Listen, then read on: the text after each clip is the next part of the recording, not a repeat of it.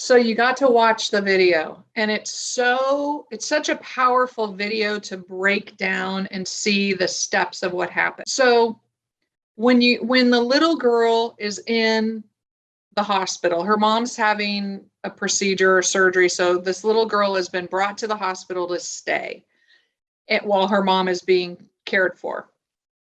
And so, but you can see on her face this, worry. It's a worry on her face. Like, what the heck is going on here with me? Why am I here? Where's my mom? And I just need to keep my teddy and my blankie close to me because I'm feeling completely insecure about this environment. I don't know the people. I don't know this place.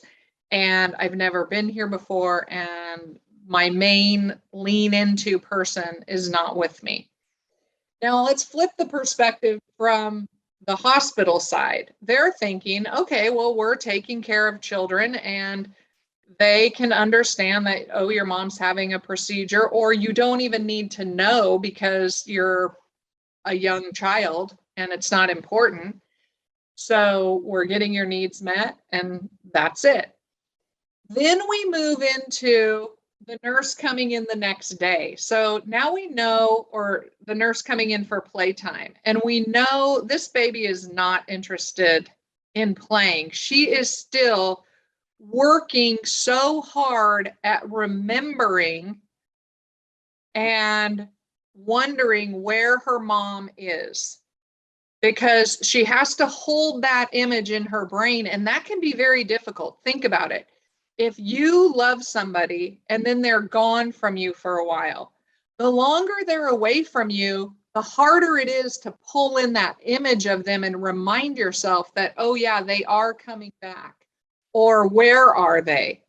So for a little, it's almost impossible to do without putting all their energy into that work. And you can see it in her face. But then she has the opportunity to look over at a little boy who's crying. And the little boy is crying, and she's like, wait a second. Something's going on here. He's sad too. I'm sad. His mirror neurons, her mirror neurons are clicking off his mirror neurons and makes her cry because it reminds her that, oh, my mama's gone and I don't know where she is. And I want her too. I'm having shared feelings that he's having for his mama. And she asks, and says, I want my mama. And the nurse is there still thinking, oh, we can just play and it'll all be fine. But the reality is, no, it won't be fine, because the baby needs to understand her feelings, and she's very little, and that's difficult to do. So then I think it's so classic that the nurse gives the baby a tissue to wipe her own tears. And she's so little, and yet here she's doing the big girl thing of wiping her own tears and saying, I miss my mama, I miss my mama. So when we look at this video after I've given you a little bit of commentary and narrative attached to it, I want you to notice these things in terms of what's going on. And we view all of these micro emotions in milliseconds on this baby's face of what's going on. The beginning is she's very serious and very worried. She has a worried look on her face.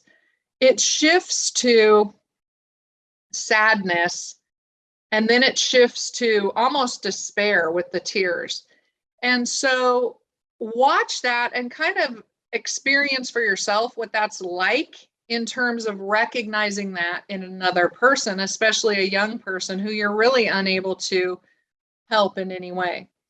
So let's go ahead and watch this video a second time and notice how the generation or the times really dictated how children were cared for.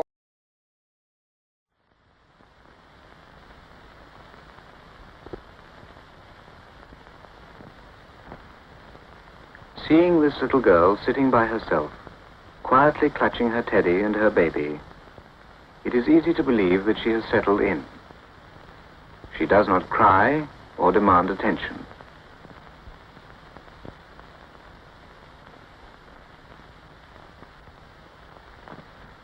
But see what happens when the nurse comes at playtime. Today it takes longer to make contact, and although the nurse tries hard to cheer her up with toys, Laura doesn't respond. Soon her feelings appear. No, don't.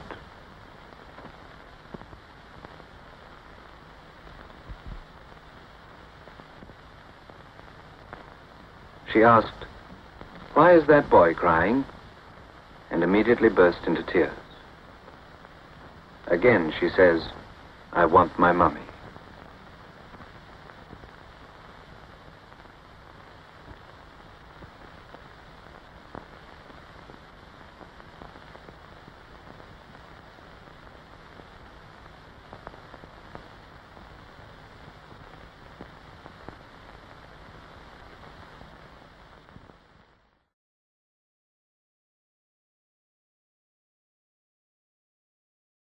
All right, we're back. Okay, so I hope you were able to make some of those connections around what was happening with that child, that little child in the hospital, and her feelings, and how that experience and that disrupted relationship could carry with her and impact her own parenting way down the road. And she may not ever have an understanding of where that those maladaptive parenting behaviors come from, because they actually have roots in her early childhood when her mom was hospitalized and she was cared for in a hospital nursery. So jumping ahead to the 21st century. All right. So Harlow's research in the 1960s aligns really well with the adverse childhood experiences concept today. So the idea that trauma impacts people across the lifespan and impacts their mental health as well as their physical health makes perfect sense. And it's not a gigantic leap to take the work of Harlow and sort of overlay it onto Felitti and Anda's work and say, oh yeah, things that happen to you have an impact on you for life. And things that you don't necessarily know about, traumas, can harm us or create unconscious behaviors until we bring them into the light or into awareness and are able to put them into our story narrative. So we understand that love, affection, and care promote the long-term health and well-being of people. So in general, what's so cool about this, the science of love, is that we can actually predict, if we do this in a loving, consistent, predictable way, then we're going to build an emotional strength within children and into adulthood that lead to healthier, more open relationships. So now, I think there's nothing cooler than that, to be able to understand ourselves as well as our relationships through the lens of science and through the lens of psychology that says, oh yeah, you really can do something about this. Now, what happens when there really is an attachment disorder? Attachment disorders are by definition relational disturbances. That comes out of a book by Lieberman and Zena. But the reality is, had there not been a relational disturbance, there would not be an attachment disorder. Attachment precedes the relationship.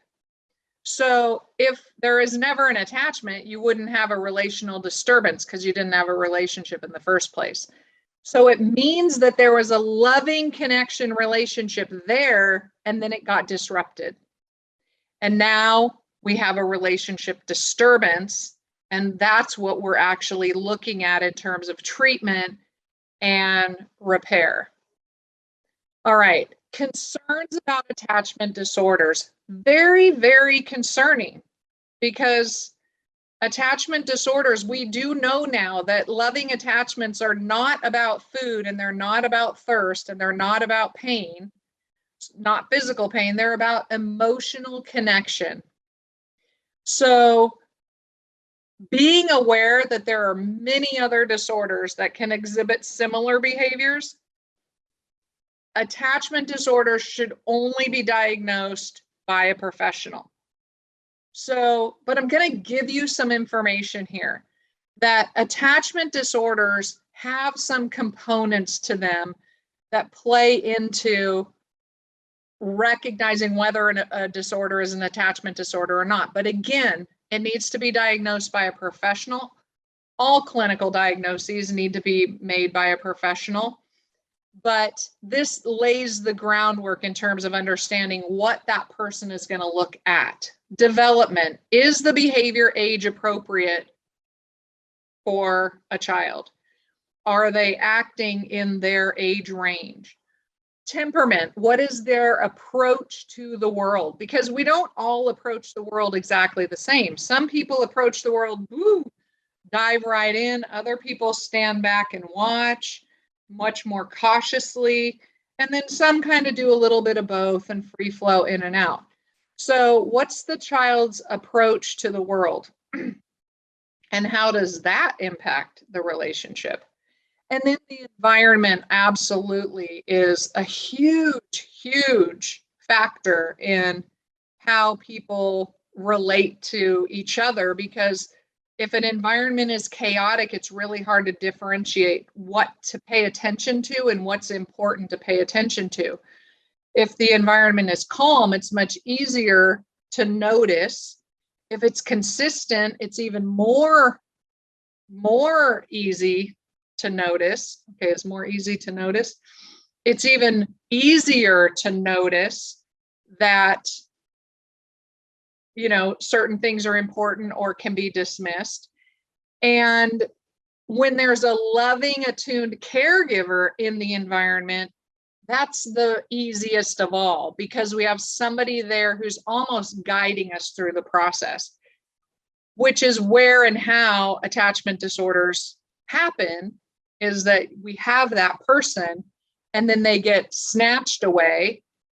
And then there's this severing of the relationship, and we don't have the capacity developmentally, temperamentally, or environmentally to manage that severing of the relationship. So if you have concerns about that, please look up and find a professional who can support you in figuring out what's going on. Next slide, please. All right. We can never step away from the importance of understanding child development and the ages and stages of appropriate behavior, perception, language, communication. So understanding child development and the trauma response illuminate for all of us what the potential outcomes are going to be. So reactions vary depending on cognitive and emotional capacity of a child. So if a child's an infant, or a child's a 5-year-old or an 8-year-old, their cognitive response to a trauma will be different. They're going to understand it very differently.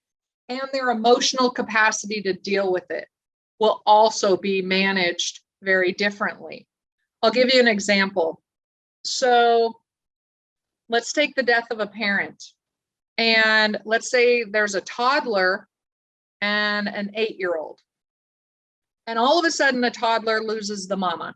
Okay, well, we just saw a toddler lose her mama, and she's it's almost collapsing. She has no idea how to manage that loss. So what she's trying to do is remember, but she doesn't have a whole lot of cognitive or emotional skills yet, because she's still a baby and she was still scaffolding off her caregiver these relationships. So, and her brain is only developed 2 years. She's only 2 years into brain development. So she doesn't have the memory capacity or wiring yet to hold on to all the details that she needs to hold on to understand that death has a real finality to it. Where an 8-year-old has had 8 years, has had 8 years of life experience. It's still not a lot of life experience, but there's a whole lot of language. There's a whole lot more experience that goes into the life of an 8-year-old, where you can say, this person died. This is what happened. We're not going to see them again. This is a ritual that we can do to remember them, and so on, where we can therapeutically really address the loss of a person in someone's life and really facilitate support from other relationships when there is a significant loss in an 8-year-old's life, in ways that are just very different than when we're dealing with a toddler. We got to do different things, and we got to do really hardy things for that toddler. But a trauma is a trauma, and that loss of a parent is going to be felt no matter what, by any age, by the littlest babies, as well as the older children, even adolescents.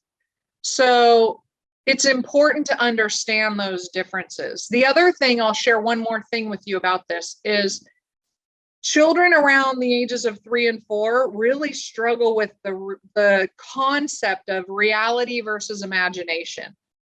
And you might notice this when they watch shows and they think that the characters are real people, or when they have imaginary friends, like they're really serious that their friend is real and imaginary. I know when my youngest son was about 3.5 or 4, I had to buckle his imaginary friend into a seatbelt every time we got in the car, or he would just be hysterical that we didn't buckle Melissa into her seat. And so it really became a problem when there weren't quite enough seats. So there's this transition between understanding the reality and fantasy world of littles, which is also why they are so scared of somebody being under their bed, the boogeyman, something scary, monsters in the closet. And we have to be very concrete with them, and also just understand that this is a phase and a stage of their life, and they're not going to feel this way when they're 8, 9, 10 years old. They're going to understand the difference between the concreteness and reality of a monster versus the imagination fantasy of a monster. And that's developmental. So when we understand that, we don't try to convince a 3-year-old that monsters aren't real, because it's futile. We're never going to convince them of that. They can't understand it. So instead, we just protect them, and we can still say it because it reinforces reality, but we don't expect them to believe it. We just say, I'm going to protect you from everything that's unsafe. So with that, let's go to the next slide. Trauma has a powerful effect on people. And when children are exposed to violence, there are clear clinical reports in the research that reflect increased irritability, immature behavior, sleep disturbances, emotional distress and crying, fear of being alone, physical complaints, something hurts, and loss of skills. So maybe a child's already been toilet trained, knows how to use the bathroom, but has now reverted back. Or maybe they had some language and now they're not saying anything anymore. So exposure to violence has a really powerful impact on young children. And we can see this again, let's overlay the ACEs study, adverse childhood experiences, where we say, okay, when there's exposure to an adverse childhood experience like trauma, what are some things, what are some of the consequences of that? Well, some of the consequences to that are physical and mental health issues. Now let's look at this list. Increased irritability, immature behavior, sleep disturbances, emotional distress, fear of being alone, physical complaints, loss of skills. Okay, those are exactly what we're talking about in terms of physical and mental health consequences from having exposure to trauma in early childhood or infancy, or even childhood for that matter. So violence is just one of those traumas. So it's critical that we become really consciously aware of trauma in our homes, our schools, our neighborhoods, our communities, people against people, and how that story or that experience of seeing it, witnessing it, being part of it, impacts the long-term well-being of a person. All right, next slide, please. All right, pink flags. I say pink flags instead of yellow flags. They're the flags that precede the real red flags. So this is what happens when we're worried about attachment. We're worried about an attachment relationship maybe not being as strong as it should be. So a child who's superficially charming or engaging, sort of affectionate with strangers indiscriminately. You know, they'll go to this person, they'll go to that person, they'll go to pretty much anyone. There's no that fear like, hey, you're not my parent, I don't know you. That the look in the brow, kind of in the eyes, like, I'm not sure about you. They just go whoop, leap into the arms of anyone. And a lot of times I see this happen, and people are so happy and proud that their baby will go to anyone.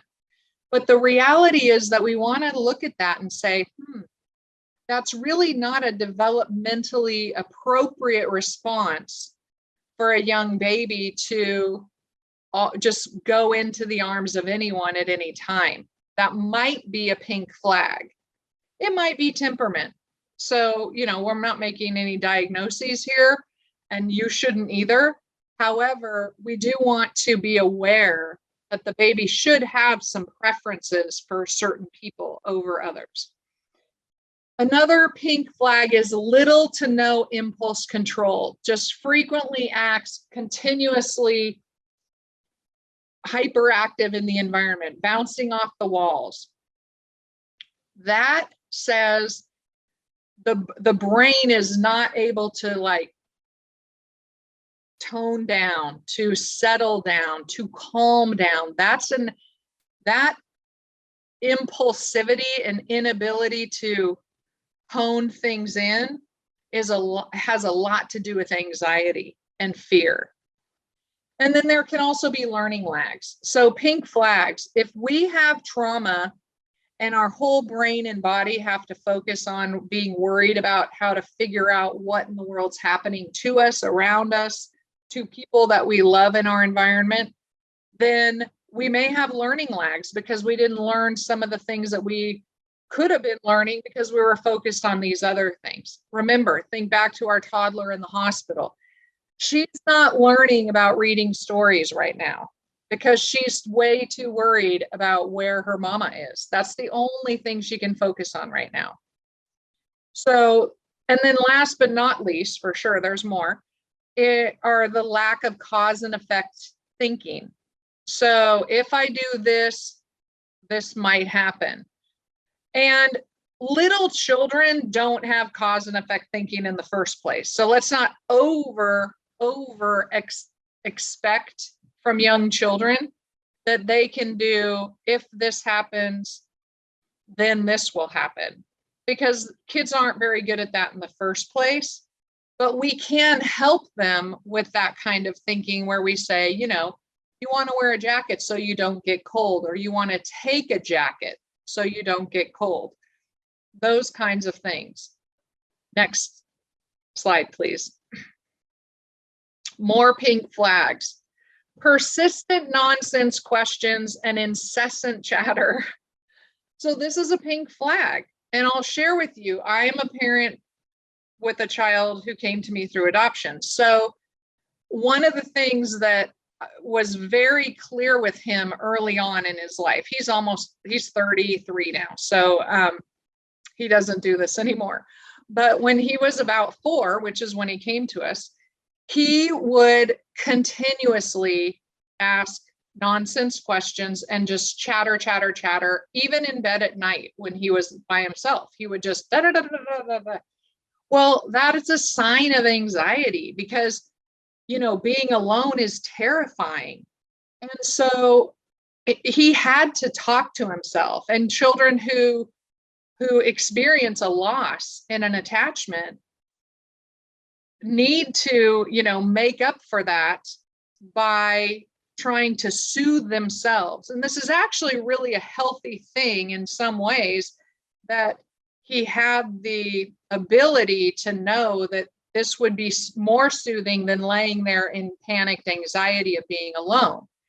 So the other part of persistent nonsense questions are that can also just happen when kids are 3 to 4 years old. If you've ever been around a 3 or a 4-year-old, they ask why incessantly. So that's a developmental period of time where the why word is just almost it's just almost an auto response to everything. So we can recognize that, appreciate that, and know that they're not going to continue to do that at 15. Probably not going to continue to do that at 5. We don't need to get overly wound up about it. So, but looking at that continuous questions and incessant chatter can be us looking at some anxiety around a relationship breach. And certainly my little dude had several relationship breaches at that point. And so it made perfect sense that he would be trying to fill that void with himself in the ways that he could, even though he was so little. He really didn't have the capacity to do that by himself anyway. So the next one, another pink flag, are abnormal eating patterns. If kids don't have access to food, or people withhold food, or there's all kinds of eating things that happen, there can be abnormal eating patterns. And there's a myriad of these. Not eating to overeating to chewing and spitting out to just a variety of things that we want to be on the lookout for. Poor peer relationships, so relationships with friends. Now, young children, are just learning how to have friendships, so they don't necessarily always have great peer relationships without having some support there.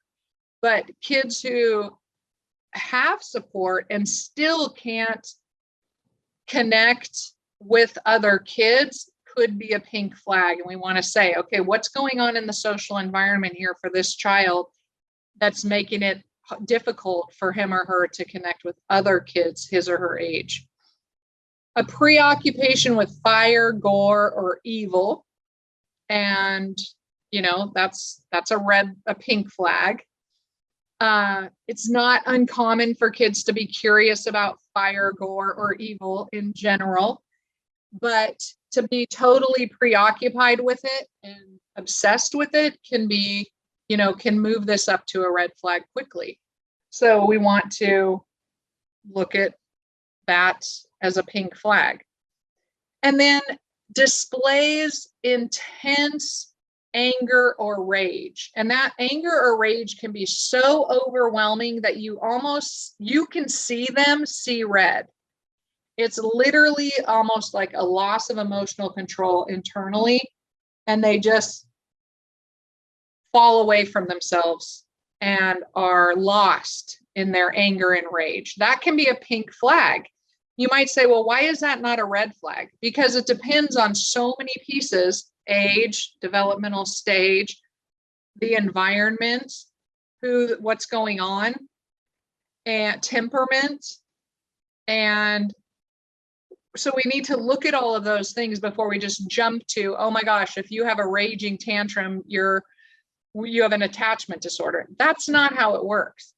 But we do want to be aware of these things. And the more we're aware of them, the more that we can then filter them out and decide, okay, where are these things happening? Or are they can we mediate them with relationship? All right, next slide, please.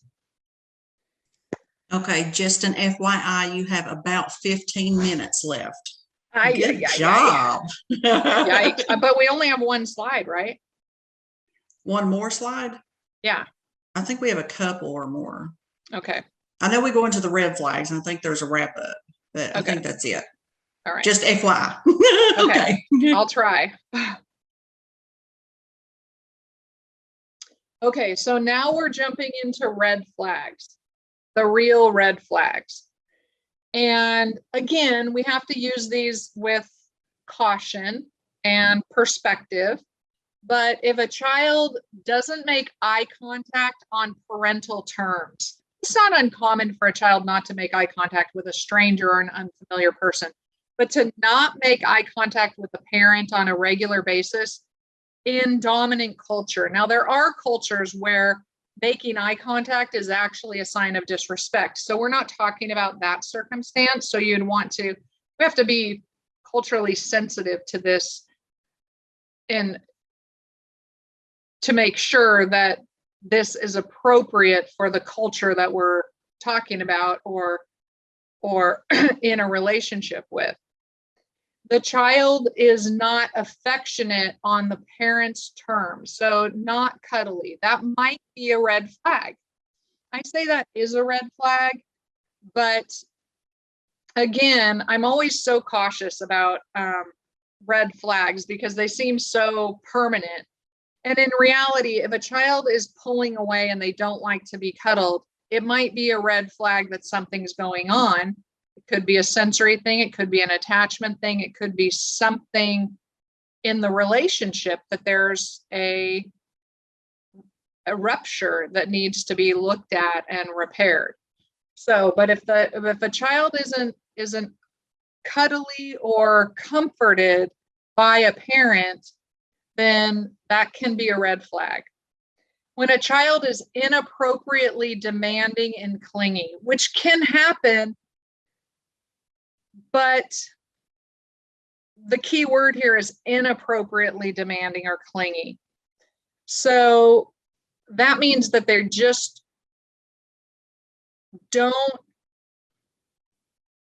they're responding to the parent as an adult or as the parent in terms of being demanding, which means that they don't feel safety of the parent in their world. So they're having to demonstrate what it means to be the parent or to have the power by demanding what they want or need. And vice versa, clingy is the opposite of that, where they're so unprotected and scared of everything that they're just clinging for dear life because they're don't feel like there's safety in the environment, which is why that's a red flag, because we need children to be safe in their environment. Now, a big red flag, destructive to self, others, and material things, also accident prone. So they do things that hurt themselves, hurt others, or hurt things, that's a red flag. We need to address it. We need to figure out what's going on here in terms of this child losing control of themselves to the point of needing to harm somebody else, themselves, or things in their environment. Because by the time a child is a kid, so 5, 6, 7, 8, they typically have enough self-control to be able to stop themselves from being destructive in that way. So if they're not able to do that, we need to ask ourselves or ask a professional, what do we do here? Super biggest red flag of all is cruelty to animals.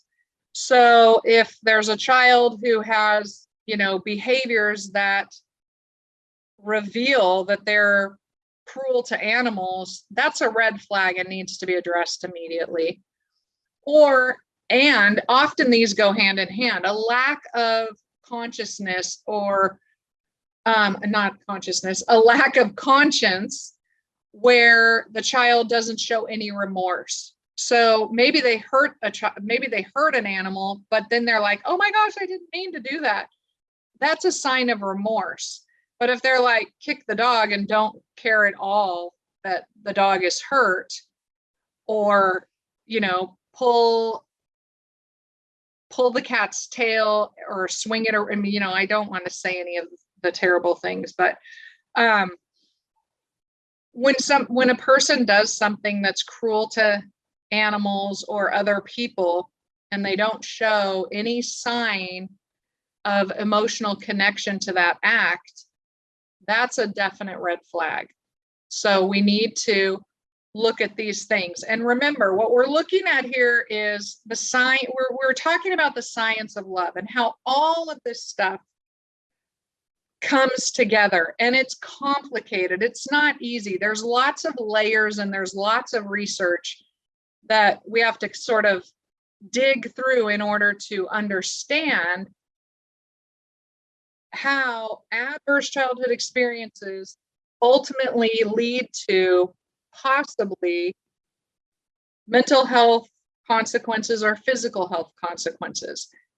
And what are the contributing factors that lead us to resilience, the ability to overcome adversity? Let's jump to the next slide. Okay, let's wrap this up. Whether a person feels felt is determined by the therapist's ability to become synchronized with the other person's brain, circuitry that reports connectedness and trust. So when a person meets with another person, particularly a therapist, there's a connection that gets made. And that connectedness reports in the brain, okay, trust.